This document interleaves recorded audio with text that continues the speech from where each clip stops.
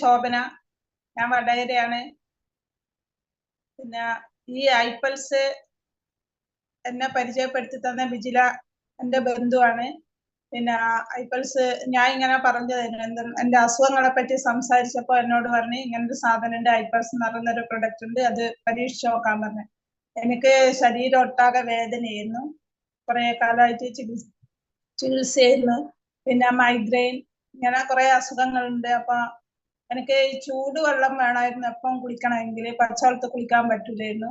ഈ ഐപ്പൽസ് ഉപയോഗിച്ചതിന് ശേഷം എനിക്കതിന് നല്ല മാറ്റങ്ങൾ ഉണ്ടായി. പിന്നെ എൻ്റെ കാര്യമായ ഒരു അസുഖം ഈ പൈൽസിന്റെ പ്രശ്നമാണ് എനിക്ക് കൂടുതൽ എന്നെ അലട്ടിക്കൊണ്ടിരുന്നത്.